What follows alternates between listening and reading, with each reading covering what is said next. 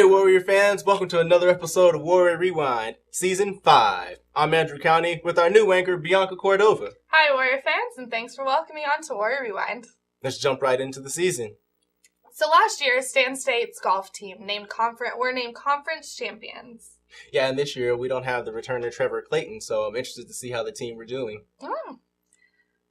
Warrior Rewind scored an interview with our golf coach. Let's take a look.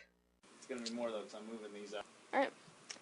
Hey there, Stanislaus Warriors. My name's Dana Tanetta, and today I'm here with John Cook, the head coach of the men's golf team. So first, I'd like to congratulate you on winning the championship title last semester. You guys did really good. So after 4 second-place finishes in the CCAA championship as the head coach here, what was it like to win the title for the first time last semester?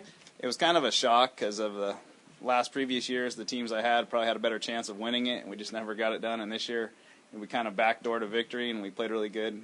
But the season built up to it. You know, we were getting closer and closer to winning some tournaments, and then we finally did, and it was great. It was pretty fun. Yeah. After taking second place in most of your invitationals last year, would you say you knew your team was headed towards a championship title?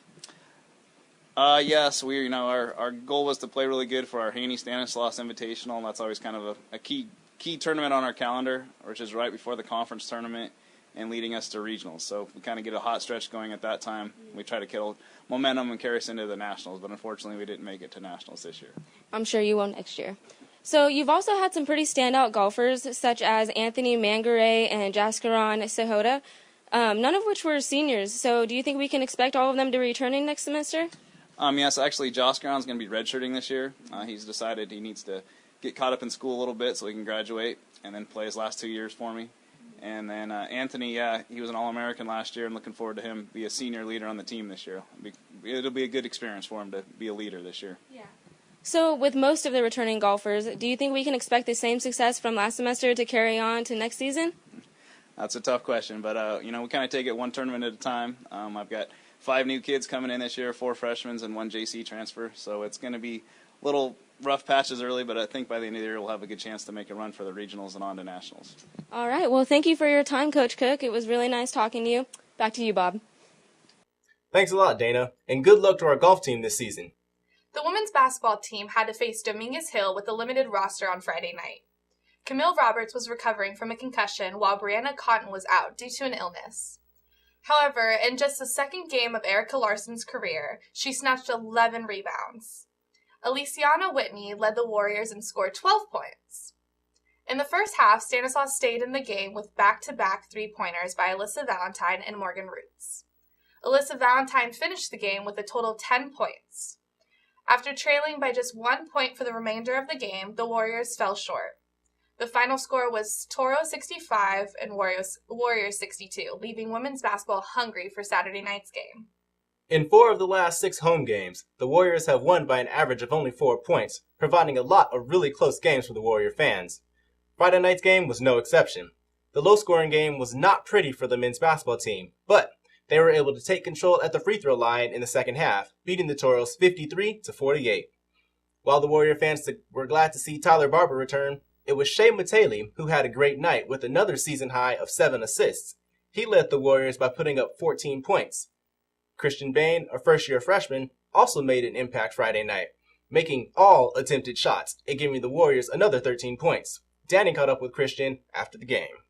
We're here to CSU Stanislaus freshman point guard Christian Bain. Christian, after a slow start, but how do you feel about getting this grounded out victory? It's always good to get a win, especially at home. We had a nice crowd tonight. I want to thank everyone for coming out. And it feels good every time you get a win. A win's a win, so it feels good. You know, you're coming into your own freshman point guard and you're getting a lot of minutes. What do you take from each game and how do you build off of each game to look forward? We build off our defense. You know, we have a strong foundation in our defense, and we just forget about the bad plays and just next play mentality. And I think that will carry us throughout the season. Scary moment, Rob Walters getting hurt for the crucial parts of the second half. What do you guys do when he's on the floor? How do you guys fill in his presence? Well, it's hard to fill in his presence, but next guy steps up, and that's what we did. Next guy stepped up, and Rob got back out there. Thankfully, he's all right, and that's just our team. Next guy up. Thank you, Christian. Great game. Good luck tomorrow. I want to send a shout out to my family. Thank you for coming, and my girlfriend and my team. I love you guys. Thank you. Thank you, Christian. Thanks, Danny, for a great interview.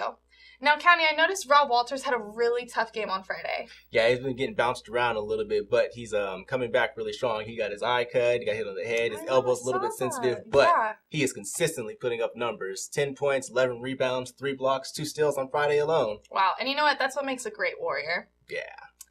Our women's team came up with a win against Cal State LA Saturday night, breaking LA's 5-game winning streak. Alyssa Valentine got the game rolling in the first half by scoring 8 consecutive points. Moments later, Erica Larson caught fire and scored 6 straight points, keeping Stan State in the lead. Our redshirt sophomore scored her first double-double with 17 points and rebounds. Riley Holiday also had a season high of 16 points.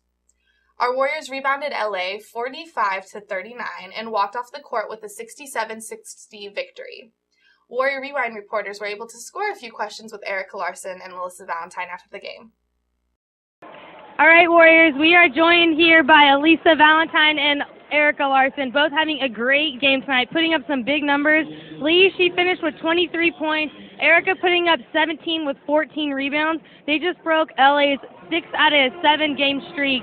What were you guys feeling going into that game? What were your thoughts? I mean, I was just really pumped for the game, and I was just like, our team really needs a win. So I was like, all the energy is just going to be laid out on the court. So I was ready to go. Last game they played them, LA beat them by a buzzer beater. What were your thoughts, Erica? Were you gunning for them this game? Oh, yeah, definitely. I really just wanted to get every single rebound tonight, just to prevent them from getting up and really, getting energy, because if we had energy, then there was no chance they were going to beat us tonight. And you guys did have some energy. The Warriors are missing about an average of 20 points. We have Brianna out and Camille both out with some injuries. These guys really stepped up tonight. We got a big game coming up for them next week. They're going to keep rolling. So keep watching, guys. You got a lot to see with them. Thanks. Sadly, our men's 5-game winning streak ended Saturday night and set us back in the rankings to second place.